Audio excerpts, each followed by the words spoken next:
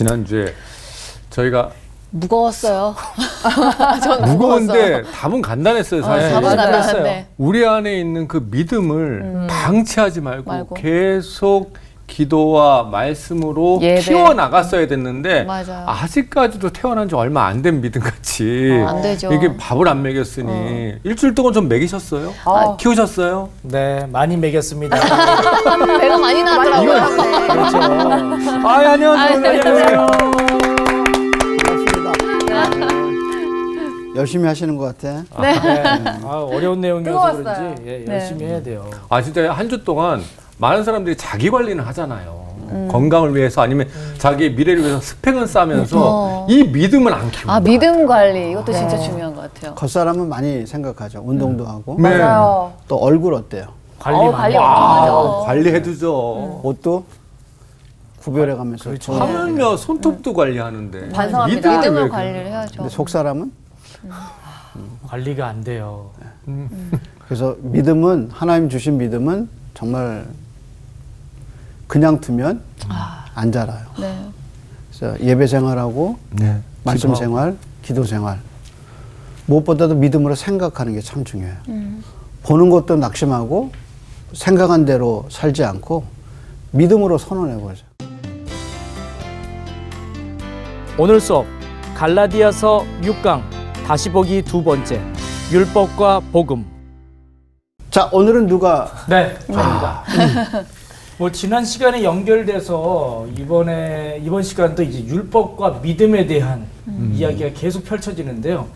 도대체 이 율법 때문에 차라리 믿음이 먼저 있었으면, 믿음을 먼저 알았으면은 이 율법에 대해서 저희가 매일 수가 없는데 율법을 먼저 알다 보니까 이 율법에 매여가지고 믿음을 더 믿질 못하게 되는 것 같아요. 그래서 오늘 내용이 바로 그 부분입니다. 네. 그렇죠. 강준 형제는 옷만 잘 입는 줄 알았더니 아주 성경도 오늘은 너무 잘 분석했어요. 아니에요. 너무 어렵습니다. 저도 타락할 수밖에 없는 게 이게 율법을 지키다 보면요, 내 믿음을 지키기 어려워져요. 그런데 어찌 보면 좀 순서만 좀 바뀌면은 훨씬 더 내 믿음을 지키기 편하겠다 생각이 들었거든요. 예를 들자면 믿음이 생기면 율법이 필요해요. 그 믿음을 지키기 위해서. 그런데 율법이 있으면요, 좀 믿음을 지키기가 어려워져요. 율법적으로만 생각하다 보니까. 그래서 아마도 지금 유대인이나 이방인들이 이것 때문에 지금 고민하고 또 바울도 이런 부분 때문에 좀 걱정하고 있지 않나 생각이 들어요. 그래서 우리가 오늘 타이틀이 뭐죠? 다시 보기 율법과 복음. 복음 관계. 근데 복음은 이제 믿음을 믿음. 얘기하죠. 자, 그러면 이제 한번 여기 가로넣기를 한번 해봐요. 이거 어려운데. 맞춰볼까요? 우선 이게 3장 11절에 나오는 내용인데요. 네. 하나님 앞에 아무도 무엇으로 말미암아 의롭게 되지 못할 것이 어떻게 해요? 분명하니. 뭐가 들어갈까요? 믿음. 하나님 앞에 아무도 무엇으로 말미암아 의롭게 율법으로. 되지? 그렇지. 이야, 역시. 찾아보면 되거든요. 그러니까 하나님 앞에는 아무도 율법으로 말미암아 의롭게 되지 못할 못해요. 것이 분명하니. 근데 이제 의인은 뭐로? 믿음으로 믿음으로 살리라. 그럼 여기 뭐가 들어가냐면 율법이 율법. 들어가서 그러니까 선한 행위란 말이에요. 그러니까 하나님 앞에서 자기가 선한 행위를 가지고 아무도 의롭다 함을 얻을 수 없어요. 없다. 근데 하나님은 오직 의인을 믿음으로. 어떻게 만들으세요? 믿음으로. 왜냐하면 예수 그리스도가 죽으심으로 율법의 모든 요구를 다 완성하셨다고 우리가 지난주에 배웠어요. 자, 그러면 질문은 그거예요. 네. 아니 그럼 처음부터 예수님을 주시면 되지 왜 율법을 줬느냐는 거야. 그러니까 바울도 이렇게 설교하거든요. 네네. 너희는 율법의 행위로는 구원받지 못한다. 오직 예수 그리스도를 믿음으로 구원받는다. 그러면 듣는 성중이 뭐라 그러냐? 그럼 율법을 왜 주셨냐? 만들었어? 왜 만들었어? 네. 처음부터 마치 얘기한 것처럼 그럼 율법을 왜 주셨지? 이게 그 문제에 대한 답을 바울이 지금 하고 있는 거야. 그래서 뭐예요? 제목이? 율법과 다시 복음. 율법을 다시 보는 거야. 자, 그러면 이 문제를 어떻게 좀 해결할까 이제 한번 보도록 하죠. 자, 그러면 율법의 목적을 한번 이제 3장 15절에 한번 보죠. 네. 형제들아, 내가 사람의 예대로 말하노니 사람의 언약이라도 정한 후에는 아무도 패하거나 더하거나 하지 못하느니라. 이 약속은 아브라함과 그 자손에게 말씀하신 것인데 여럿을 가리켜 그 자손들이라 하지 아니하시고 오직 한 사람을 가리켜 내 자손이라 하셨으니 곧 그리스도라. 내가 이것을 말하노니 하나님께서 미리 정하신 언약을 430년 후에 생긴 율법이 폐기하지 못하고 그 약속을 헛되게 하지 못하리라. 만일 그 유업이 율법으로 난 것이면 약속에서 난 것이 아니니라. 그러나 하나님이 약속으로 말미암아 아브라함에게 주신 것이라. 그런즉 율법은 무엇이냐? 범법함으로 더하여진 것이라. 천사들을 통하여 한 중보자의 손으로 베푸신 것인데 약속하신 자손이 오시기까지 있을 것이라. 그 중보자는 한편만 위한 자가 아니나 하나님은 한 분이시니라. 그러면 율법이 하나님의 약속들과 반대되는 것이냐? 결코 그럴 수 없느니라. 만일 능히 살게 하는 율법을 주셨더라면 의가 반드시 율법으로 말미암았으니라. 그러나 성경이 모든 것을 죄 아래 가두었으니 이는 예수 그리스도를 믿음으로 말미암는 약속을 믿는 자들에게 주려 함이라. 자, 그럼 잘하셨어요. 지금 15절에서 우리가 21절까지 읽었죠? 네, 22절까지. 22절까지. 이 동그라미를 한번 봐주세요. 이해하기 쉽게.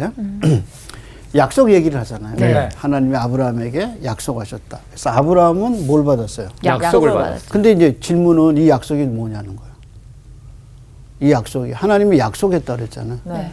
근데 이제 바울이 뭐라 하냐면 약속을 얘기하면서 창세기 아브라함의 언약은 두 가지로 흘러요. 하나는 땅을 차지하리라. 새 하늘과 새 땅. 근데 땅을 누가 차지해요? 네 자손이죠.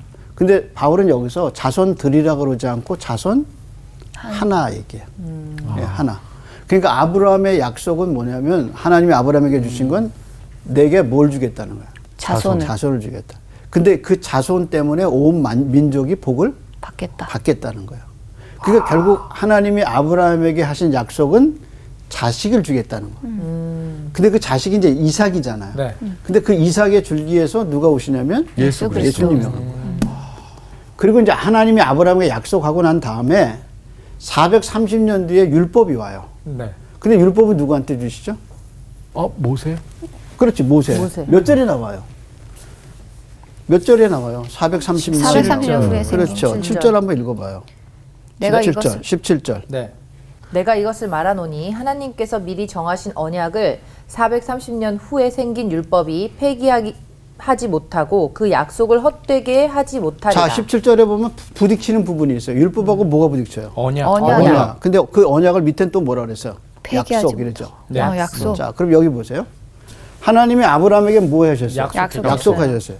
모세에게 뭘 주셨어요? 율법을 주셨어요. 근데 이 사이가 몇 년이에요? 430년. 430년. 430년 뒤에 뭘 주셨어요? 율법을 줬어요. 근데 아브라함에게 약속하셨죠? 네. 근데 이 약속은 단수예요. 네 자손. 네 명. 자손은 누구예요? 예수. 예수님이에요. 그래서 약속의 특성은 뭐냐면 내가 주리라. 이게 약속의 특성이에요. 그러니까 내가 너한테 이렇게 해주리라. 그게 약속의 특성이에요. 네. 근데 율법의 특성은 뭐예요? 네가 하지 마라. 지키리라? 하지 마라. 네가 해라. 그래서 봐봐요. 율법의 10계명 중에 첫 번째 계명이 뭐야? 나 위에 내 앞에 다른 다른 신을 두지 마라. 두지 마라. 우상 섬기지 마라. 안식일 지켜라. 지켜라. 다 뭐예요? 누가 뭐뭐 주요? 해라. 뭐뭐 해라. 하지 마라. 그게 뭐예요? 율법. 율법이에요. 하라는 것보다 하지 말라는 게 더 많아요. 많아. 그게 430년 전에 뒤에 주어졌어요. 그러면 그리스도는 아브라함에게 연결돼요? 모세에게 연결돼요? 아브라함이요. 그렇지. 아브라함에게 네 자손을 주라. 그랬죠. 연결되는 거죠. 그러니까 이 약속은 뒤에 온 율법이 폐기할 수가 없는 거죠. 없어요. 이미 430년 약속된- 뒤에. 그쵸, 먼저 그쵸. 하나님 뭐 했어요? 약속을 먼저 하셨으니까. 했죠. 그러면 왜 율법을 줬느냐? 두 가지 기능을 얘기해요. 그 기능을 찾아봐요. 몇 절에 있나? 한 절에 다 들어가 있어요. 19절. 19절. 두 가지 목적 때문에. 첫째, 네. 율법이 주어진 건 뭐예요? 범법함으로. 범법함으로. 그렇죠. 뭘 줬어요? 죄를. 죄. 죄 때문에 주어졌어요. 네. 또 하나. 약속하신 자손이 오시기까지. 그렇죠. 누가 올 때까지. 예수 그리스도. 예수님이 오시기 전까지 지키라. 그렇죠. 약속에 뭐예요? 자손이 올 때까지. 네. 그분이 누구셔요? 예수 예수 그리스도. 그 예수님 오면 뭐는 사라지는 거야. 율법은 자연스럽게 그렇죠. 사라져. 근데 이 율법에 이 예수님 오는 거는 모세의 율법에 있어요. 아브라함의 약속에 있어요. 아브라함의 아브라함의 약속에 약속에 있죠. 아브라함에게 네 자손을 복을 줄이라. 주리라. 네 자손을 통해서. 네네. 그러니까 그 결국에 뭐냐면 예수. 예수님이란 말이에요. 그러니까 예수님은 누구를 따라온 거예요? 아브라함의 약속. 약속을 따라오신 거죠. 네네. 근데 모세의 율법은 누가 올 때까지 필요해요? 예수가 예수가 올 오기 때까지. 전까지. 올 때까지 필요한 올 거예요. 지켜라. 그리고 모세의 율법을 주신 건 뭐예요? 죄 때문에. 그렇죠. 맞아. 죄가 있어요. 죄 때문에. 그러니까 율법의 목적을 이렇게 얘기할 수 있죠. 내가 혈압이 높은 건 뭘 재봐야 알죠? 혈압을 혈압을 재봐야죠. 재야죠. 그렇죠. 그러니까 내가 혈압이 높은 거는 높은지 안 높은지 재봐야 하는 기준점이 있으니까. 그렇죠. 내가 혈압이 높은 건 뭘 통해서 알았어요?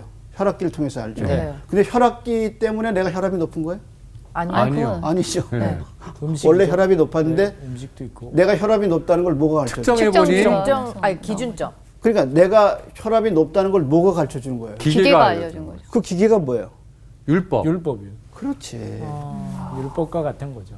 그러니까 여기 범죄함 때문에 줬다 그랬죠? 네. 그럼 내가 율법이 있기 전에는 죄 안 졌나요? 다 졌죠. 다 졌죠. 졌는데도 혈압 그게 그때도 죄인지도 높았어요. 몰랐던 거죠. 네. 근데 내가 혈압기 재보니까 혈압기가 나한테 높다고 그래. 그래서 죄가 누구한테 있어요? 나한테 있네.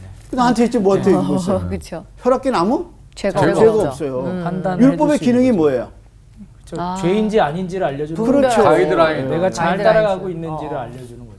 그럼 내가 율법이 죄라는 걸 뭐라고 얘기하느냐? 도적질 하지 말라. 그건 뭐야? 죄죠. 죄죠. 근데 뭐래요?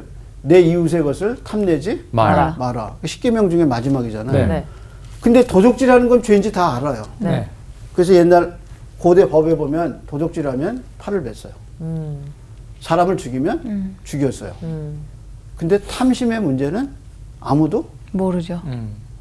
죄라고 안 그런 거예요. 그렇죠. 모르니까. 근데 전에는 내가 그게 죄인지 몰랐어요. 근데 이웃의 것을 탐하면 뭐야? 그것도 죄인 죄. 거죠. 죄예요. 아무도 거기서 벗어날 수 없어요. 그러니까 내가 죄인이라는 거를 내가 혈압이 높다는 걸 혈압계가 가르쳐 주듯이 내가 죄인이라는 걸 뭐가 율법이 뭐가 알려줘요. 법이 알려줍니다. 근데 그 죄를 내가 해결할 수 없어요. 네. 그래서 누가 올 때까지? 예수가 올 때까지. 예수님이 올 때까지. 그래서 마음으로 짓는 죄. 이게 무서운 죄예요. 사실 살인은 어디서 오냐면 마음으로부터 오죠. 마음에서 와요. 저놈 한번 내가 어떻게 해보겠다. 손보겠다. 네. 그래서 코인 사건 난 거잖아. 그쵸. 그렇잖아. 남의 것 뺏어 먹고 맞아요. 뺏겼으니까. 그렇잖아요. 그러니까 사실 인간의 죄는 어디서 와요? 손에서 오는 게 아니라. 마음에서 마음에서. 오는 거죠. 그렇죠. 그 마음의 죄를 누가 드러내요? 율법이 드러내는 율법이 거야. 드러냈죠. 네. 그러니까 그 전에도 내가 죄인이었고 네. 율법 후에도 내가 죄인인 죄인이야. 거죠. 그래서 율법이 주어진 건 뭐 때문에 주어진 거야? 죄 죄 때문에. 때문에. 그렇죠. 근데 누가 오셨어요? 예수님이. 그래서 율법의 저주에서 우리를 속량하셨어요. 그 예수님이 온다는 걸 누구한테 약속해 주셨어요? 아브라함한테. 아브라함에게. 이게 지금 사도 바울이 지금 얘기하는 세 가지 논리예요. 네. 그러면 율법의 기능이 왜 있어야 하는지 알죠? 네. 만약에 율법이 없으면 우리가 뭐가 안 드러나요? 죄가 드러나지 드러나지 않죠. 않죠. 그러니까 내가 왜 죽는지도 모르고 죽어. 옛날에 왜 병명을 모르고 그냥 죽었잖아요. 근데 지금은 뭐예요? 왜 죽는지 알죠. 알아. 근데 고치지는 못해. 못해. 그것처럼 내가 죄인인 건 알아. 뭐가 와서? 율법이에요. 근데 그 죄를 율법은 해결할 수가 없는 없어. 그러니까 율법은 뭐냐면 구원의 기능은 하지 못한다. 율법을 주셨을 때는 율법을 의롭게 하는 기능으로 주지 않았다고 얘기했어. 몇 절에. 몇 절에 그거 얘기했어요. 21절에 얘기했지. 율법의 기능. 읽어봐요. 길건영자. 그러면 율법이 하나님의 약속들과 반대되는 것이냐? 결코 그럴 수 없느니라. 만일 능히 살게 하는 율법을 주셨더라면 의가 반드시 율법으로 말미암았느니라. 그렇죠. 율법의 기능은 뭐예요? 죄를 가르쳐 주는 거지 구원을 주는 기능이 아니야. 그래서 옛날에 그러잖아요. 고목나무가 왜 썩었냐. 동네 주민이 매일 가서 우리 아들 낳게 해주세요. 뭐 우리 애들 잘 되게 해주세요. 맨날 이렇게 고목나무가 해줄 수 있는 능력은 없고요. 없으니까 어떻게 속만? 스트레스 받았구나. 속만 타다가. 속만 타다가 어떻게 해요? 죽었구나. 고목나무 됐다는 거 가운데 여러분 어때요? 뻥 뚫렸잖아요. 이해가 가요. 혹시 그 밑에 물을 이렇게 계속 부어서 썩은 거 아닐까? 어쨌든 야. 고목나무는 여러 이유가 있어요. 그 동네 사람의 문제를 해결해 줄 수 있는 능력이 없는 거죠. 고목나무의 능력은 그 나무의 능력은 밑하면 그늘을 제공해주고 그늘. 시원한 바람. 네. 근데 그 몇십 년, 몇백 년 된 고목나무 밑에 가서 맨날 우리 마을을 지켜주세요. 그러니까 고목나무가 어때요? 나이 스트레스 먹을수록 받는 더. 거죠. 나무도 스트레스 받아요. 그리고 스트레스 받아서 어때요? 진짜 속이 다 받아요. 썩어 문드러진 살아있는 거죠. 썩어 문드러진 거예요. 그러니까. 맞네. 그러니까 율법의 기능이 뭐냐면 죄를 가르쳐주는 기능인데 사람들은 그걸 지킴으로 뭐 하겠다. 그걸 받고 구원을 얻겠다. 얻겠다고 난리치니까 율법이 잘못됐네. 미치는 잘못됐어. 그러면은 여기서 또 질문이 예수 그리스도가 오셔서 우리를 구원해 주셨지만 그래도 율법은 계속 필요한 거 아닌가요? 난 진짜 안아주고 싶어. 진짜 강준 형제가 요즘 옷만 잘 입는 줄 알았더니 저렇게 옷 입기가 쉽지 않거든. 그래요? 그리고 저렇게 입어 색깔 맞춰서 튀기가 쉽지 않아. 근데 정말 맞는 말이에요. 그러면 율법은 그러면 뭐냐 이거죠. 폐기냐? 여러분 그래서 우리가 갈라디아서를 보면서 지금 계속 하는 말이 뭐냐면 거울보기라고 얘기하죠. 네. 다시 뒤집어 그림자 보기 다시 재구성 하는 이유가 뭐냐면 정의가 안 나. 그러면 이렇게 율법이 죄를 드러나면 된다 이렇게 딱 얘기해 주는데 네. 바울이 말한 율법은 딱 두 가지야. 하나가 뭐냐면 할례. 맞아요, 할래. 모세오경. 예, 할례 계속 얘기해요. 그리고 모세 오경하면서 안디옥 사건에서 사도 바울이 베드로를 책망한 이유가 뭐예요? 뭐 먹다가 저기 이방인들과 이방인들. 식사. 이방인들과 뭐 먹었어요? 식사. 식사. 그래 식사는 뭐예요? 음식. 그렇지 음식. 네. 아 이렇게 간단한 걸. 또 돌아갔다. 그러니까 음식법. 네. 그러니까 할례하고 모세 율법의 음식법. 그러니까 그쵸, 문화. 이방인하고 유대인들만 먹어야 하는 음식이 있어요. 네, 네. 그리고 이방인하고 먹으면 안 되는 거예요. 음식법하고 그다음에 날, 데이, 절기, 네. 연 이런 것만 율법이라고 얘기해요. 맞아, 지켜야 되는 날. 이게 사도 바울이 갈라디아 안에서 얘기한 율법은 요게 다야. 요게 다야. 그 안식일 얘기도 네. 안식일 얘기도 날에 들어간다고 생각하는 거지 사실 안식일이다 그렇게 얘기하지 않아. 그러니까 사도 바울이 율법을 얘기했지만 그 율법의 정의가 뭔지는 정확하게 그 데피니션을 우리한테 안 줬단 말이에요.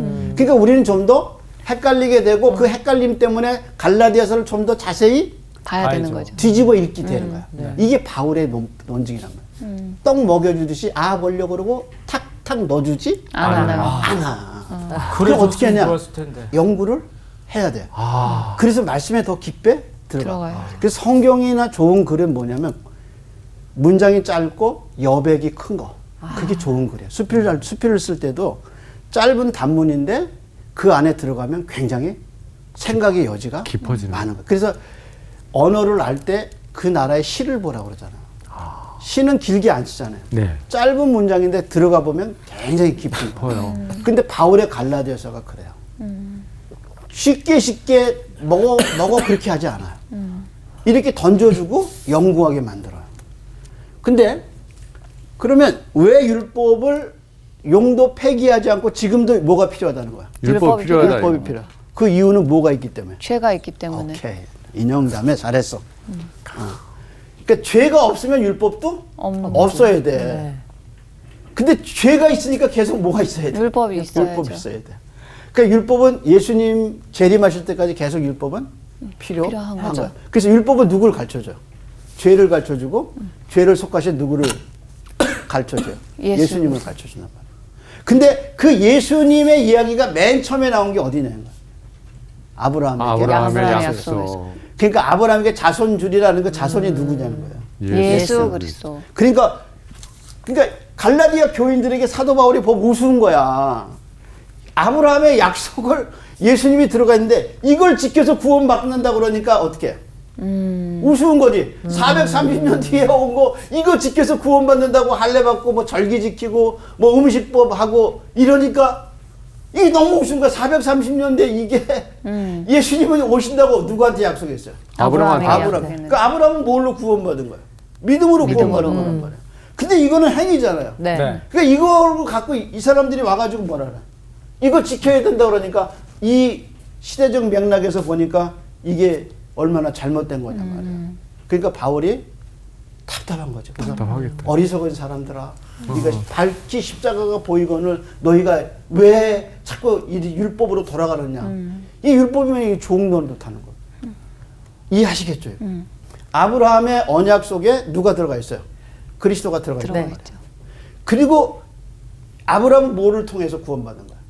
믿음을 통해서. 누구를 믿음으로? 예수를 믿음으로.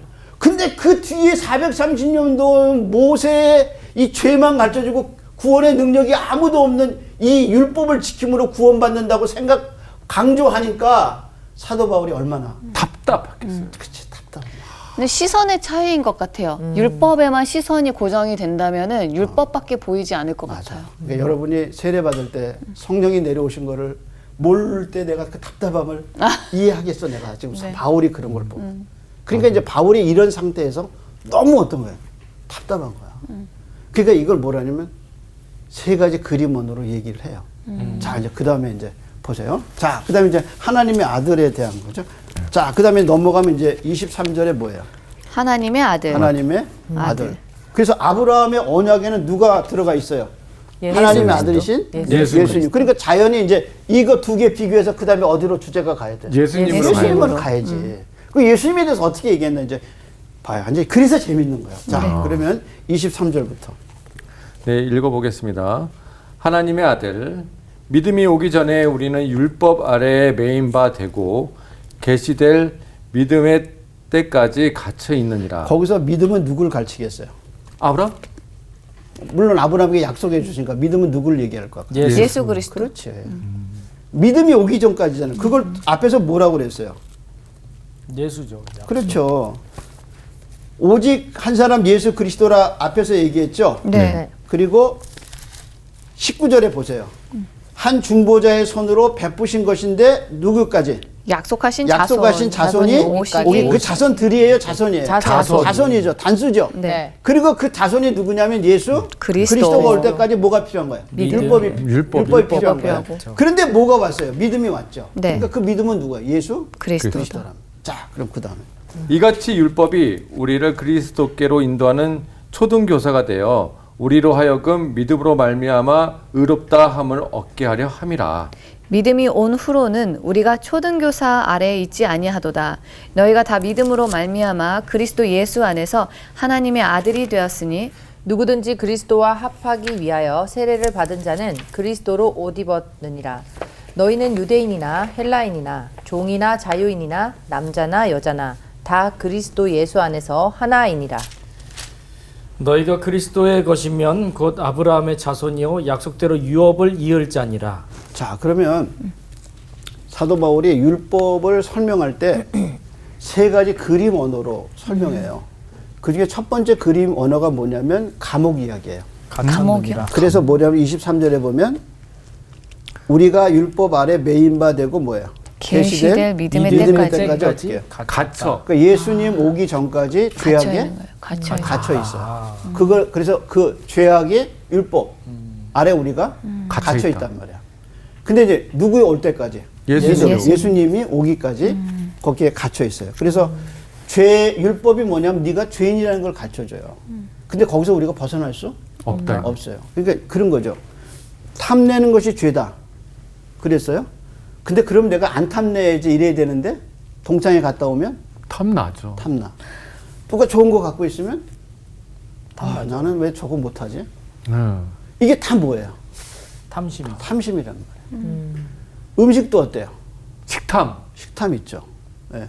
물욕 있죠. 네. 예. 아니 인간이 죄인이라는 거야. 그 벗어날 수가 없어요. 없어요. 그거 또 거룩함도 그래요. 거룩함도 남이 거룩한 거 보면 거룩한 것도 더 탐내게 돼요. 그래서 신앙도 경쟁이야. 그러니까 인간은 죄에서 벗어날 수가 없는 거죠. 없는 거예요. 어디까지? 믿음이 예수님이 오기 전까지. 오기까지. 자, 그래서 첫 번째 그림 언어가 뭐예요? 감옥. 이제 두 번째 그림 언어가 있어요. 그것이 뭐냐면 아까 초등 교사. 교사. 이제 초등 교사라는 말이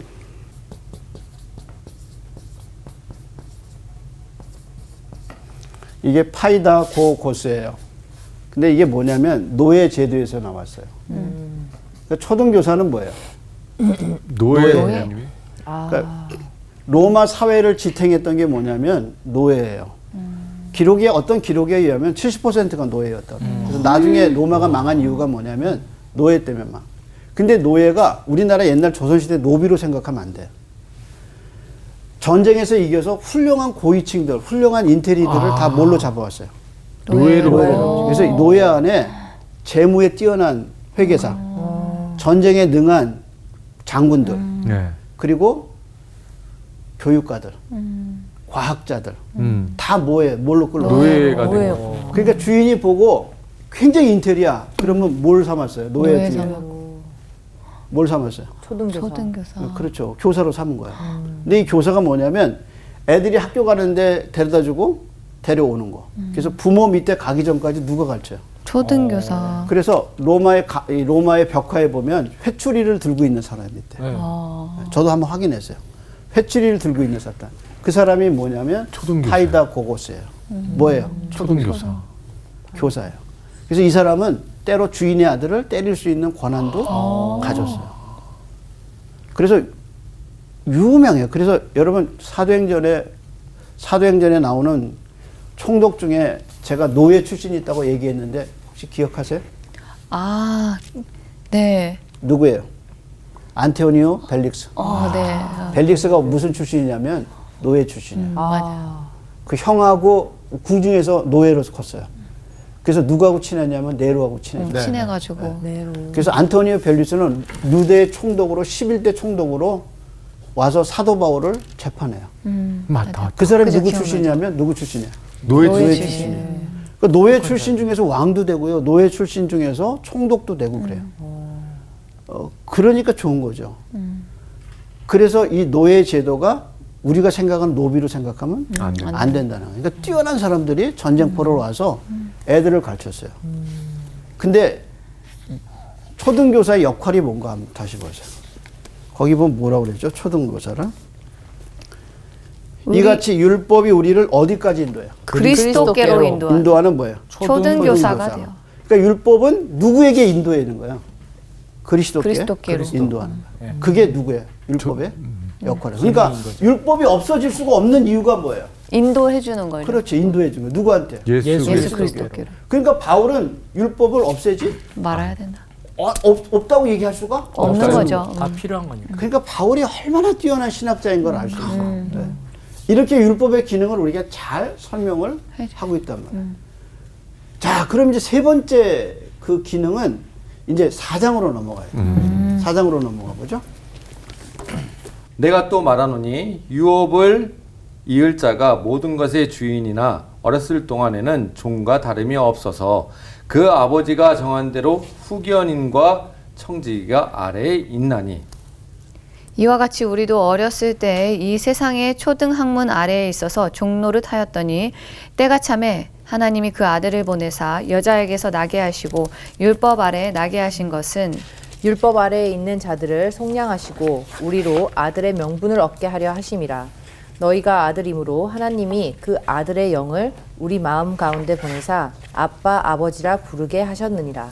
그러므로 내가 이후로는 종이 아니요 아들이니 아들이면 하나님으로 말미암아 유업을 받을 자니라. 자, 그러면 세 번째 비유에는 뭐죠? 첫 번째는 감옥 비유, 두 번째는 초등교사, 세 번째 비유는 뭐예요? 후견인과 청지기. 후견인과 뭐예요? 청지기. 아버지가 돈이 엄청 많아. 부자이고 고위 관직이야. 그걸 누가 이어받아요? 자식이 이어받죠. 자식이 이어받죠. 근데 그 자식이 누구예요? 여자야, 남자야? 이런 질문. 남자죠, 남자. 뭐라고 그랬어요, 거기는? 아들이면 아들이면 하나님으로 말미암아 유업을 받을 유업을 자니라. 받을 자니라. 그러면 여자들은 무슨 질문하죠? 그럼 여자는 못 그렇죠. 받나요? 네. 그렇잖아요. 근데 성경은 뭘 반영하냐면 시대상을 반영하죠. 이 당시에는 로마 시대에는 누가 재산 이어받았어요? 아들이 남자. 아들이. 그러니까 아들 나온 거예요. 그러니까 여자들이 괜히 화낼 필요가 없는 거. 없는 거죠. 그러니까 이거를 굳이 여성 신학자들이 바꿔가지고 여자로 바꿀 필요가 없어요. 없는 거죠. 그러면 성경을 바꾸는 왜곡하는 거죠. 거죠. 왜곡하게 되는 거죠. 그러니까 여자 얘기가 없는 건 당연한 거예요. 그래서 이 당시 로마 때도 누가 제사를 잇냐면 아들이었어요. 네, 그걸 지금 반영한 거예요. 근데 이제 노예 중에 뛰어난 어카운터가 있는 거야. 네. 그러니까 아버지가 이 많은 재산을 아들한테 물려주기 위해서 아들이 뭘 받아야 돼요? 훈련을 받아야 돼요. 맞아요. 저도 오늘 저희 학교에서 이제 평의에 뭐 회의가 있어서 갔거든요. 그래서 이제 학교 예산을 쭉 이제 저한테 보고 이제 같이 이제 회의하는 분들하고 같이 보고 했는데 난 숫자를 잘 모르겠어요. 어떤 분은 딱 보면 이게 억인지 예. 10억인지 100억인지 이게 딱 잡히는데 난 이게 안 보여요. 일시백. 저도 잘 모르겠어요. 그렇죠. 근데 숫자에 내가 가감이 제가 만약에 그런데 뛰어났다 그러면 그것도 약간 문제가 될 것 같아요. 근데 성경을 보면 이게 보여요. 예, 나름대로 이제 이게 보이는데 회계로 들어가면 이게 안 보여. 안 보여요. 뭐 이렇게 말도 어려운지 보이는 게 있는 거예요. 근데 아버지가 돈이 엄청 많고 고위직이야. 근데 아들이 숫자를 보는데 몰라 이거. 그럼 어떻게 해야 돼? 배워야죠. 가르쳐야죠. 그래서 쓴 사람이 뭐야? 후견인. 후견이라고? 후견인. 뭐예요? 청지기. 청지기. 그러니까 노예 중에 뛰어난 사람을 어때요? 어카운트에 뛰어난 사람을 후견인과 청지기. 후견인과 청지기로 삼아요. 근데 언제까지 삼아요? 아들은 아무것도 몰라. 좋은 것 같아. 그럼 하나하나 다 어떻게 해요? 가르쳐요. 언제까지 가르쳐요? 거의 뭐라고 그랬어요? 성인이 될 때까지. 그렇죠. 아버지가 어때요? 2절에 보면 뭐래요? 그 아버지가 정한 때까지. 그렇지. 정한 때까지. 내 아들이 이 정도 될 때까지 뭐인 거야? 후견인과 청지기로 네가 역할을 해라. 근데 그게 뭐예요? 뭐가 그 역할을 해주는 거야? 노예가. 노예가 해주는데 이 후견인과 청지기 역할을 뭐가 하는 거예요? 율법이. 율법이. 율법이. 그러니까 율법이 우리를 그리스도께까지 인도하는 대로 그래서 율법 안에 그리스도가 약간 보이는 거야. 거죠. 그렇죠. 그러니까 율법 속에 완성해 주신 분이 누구냐면 그리스도거든요. 그러니까 그 율법을 통해서 그리스도를 알아가는 알 수가 거죠. 있는 알 수가 있는 거예요. 그러니까 율법의 기능 중에 뭐냐면 기능은 율법의 기능 의롭게 하는 기능이 없어. 근데 의롭게 하시는 누구는 가르쳐줘. 예수. 예수님 가르쳐줘. 야, 정말 기가 막힌 비유죠. 비유가 진짜. 그렇다고 해서 후견인과 청지기를 아니 예수님 오셨다고 해서 죽이진 않잖아요. 그럼. 그러니까 율법을 없애진 않는데. 그래. 이거 다 없앨 수가 없지. 왜냐하면 계속 뒤에 사람들이 기다리고 있어. 네. 전혀 죄인들이 아직도 많아. 네. 누구한테 갈 죄인들이? 그리스도에게 갈 네. 죄인들이 죄인들이. 많아. 그러니까 시차라는 게 있잖아요. 중생의 시차라는 게 있잖아요. 어떤 사람은 몇 살에, 어떤 사람은 몇 살에. 그죠? 중생은. 근데 이걸 다 차례대로 이런 율법의 과정을 겪어서 누구한테 가는 거야? 그리스도에게 가는 거지. 그러니까 율법이 없으면 그리스도를 알 수가 없는다. 없고 복음을 알 수가 없어요. 그래서 그런 거죠. 죄를 모르면 은혜를 알 수가 없어요. 그래서 죄 있는 곳에 뭐가 더한다 그랬어요? 은혜가 은혜가 더한다고 바울이 말했어요. 그러니까 이 하나님께 돌아온 사람들 중에 죄 지은 사람 참 많잖아요. 예, 그러니까 선하게 살고 그랬던 어려서부터 의롭게 살았던 친구들이 가끔 하는 얘기, 나도 좀 놀아볼 걸. 근데 그거 철없는 소리예요. 왜냐면 놀아보면 그 놀아본 게 몸에 배요. 죄 안 짓는 게 은혜예요. 맞아요. 괜히 그런 얘기 할 거 없어요. 그게 뭐냐면 율법을 강하게 율법이 우리가 강하게 네가 죄인이라고 가르쳐 주는 게 별로 좋은 게 아니야. 네. 그렇기 때문에 율법의 기능은 뭐예요? 감옥. 그다음에 초등교사. 어디까지 인도하냐면 그리스도에게. 그다음에 아버지가 정한 때까지 이게 누구 역할이에요? 율법의. 율법의 역할이에요. 율법. 그러니까 율법은 없어지면 안 된다. 된다라는 거죠. 그러니까 갈라디아서를 연구하면서 나는 이 천재라고 생각해요. 사도 바울의 이 비유. 그래서 가끔 제가 이거 사실 1장부터 6장까지 아침에 일어나 한번 다 봐요. 영어 성경으로 한번 크게 앉은 자리에서 한번 쫙 읽고 그다음에 6장 또 한번 쫙 읽거든요. 근데 읽으면서 제가 느끼는 게 어떻게 이렇게 깊을 수 있을까? 어떻게 이렇게 정말 얼마나 이렇게 놀라운 비유들을 다 만들어내잖아요. 이 설교자로서 이건 최고의 설교자예요. 그러면서 그 안에 다 깊이가 있어요. 문장은 짧은데 들어가면 깊어요. 넓어요. 네. 그래서 상상력이 막 솟아나요. 그래서 사도 바울의 이런 관점에서 정말 놀랍게 이렇게 보여주는 거죠. 그러면서 결국에 누구를 지향하고 있어요? 예수 예수. 그리스도. 그 부분 한번 다시 봅시다. 자, 끝으로 가서 4장 6절이죠. 그러면서 또다시 어디로 돌아가죠? 성령. 네.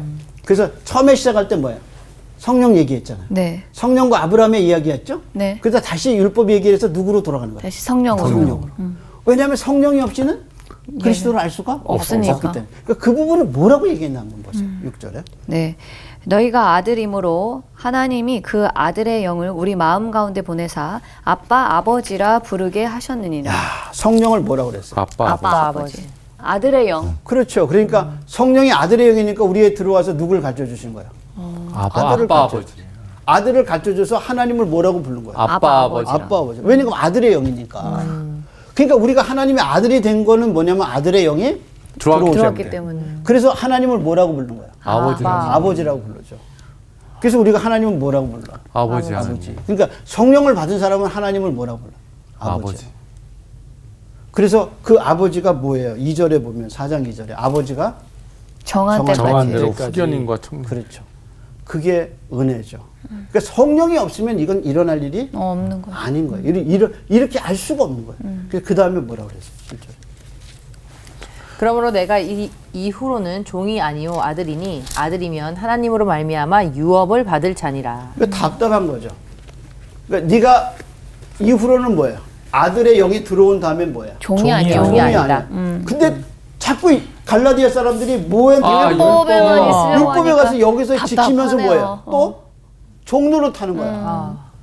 그래서 안식일 날에는 뭐 하지도 말아야 되고 뭐 하지도 말아야 되고 그러는 거야. 자기가 그 틀을 만드네요. 그러니까요. 그러면서 자기가 뭘 잘한다고 생각해. 신앙생활을 잘하고 참 있나 잘하는 봐요. 사람처럼. 그러니까 스스로 종 삼는 짓 하지 말아야 돼. 그리고 교회도 교인들을 종 삼으면 안 돼. 그리스도가 우리를 자유롭게 하셨어요. 그래서 성령의 인도라는 게 정말 놀라운 거야. 근데 이 교인들이 성령의 인도는 안 받고 율법의 규례만 지키기. 그러니까요. 그러면서 그 규례를 지키면서 자기가 뭐 한다는 거야? 신앙생활을 잘하고 있다. 잘하고 있다고 착각하는 생각해. 거죠. 그러다 보니까 쟤는 왜 그렇게 못 사냐고 뭐 하기 시작해. 책망하기 시작해요. 책망하고 정죄. 그래서 예수님 당시에 율법을 지키지 못하는 사람을 뭐냐면 죄인들이라고 그랬거든요. 그러니까 율법을 지키면 지킬수록 뭐가 사라지는 거야? 사랑. 맞아. 율법의 완성은 뭐예요? 사랑이에요. 근데 율법을 지키면 종교 생활을 하면 할수록 뭐냐면 정죄하고 비난하고 억압하고 쟤는 왜 저렇게 사는지 모르겠다 그러고. 맞아요. 그러니까 점점 교회가 뭐가 사라져요? 사랑이 사라져요. 그래서 에베소 교회가 첫 번째 첫사랑을 잃어버리잖아요. 그 첫사랑이 뭐냐면 다른 사람 사랑하지 않는 거예요. 그러니까 사랑은 어디서 나타나냐면 하나님과의 사랑은 다른 사람에게 나타나요.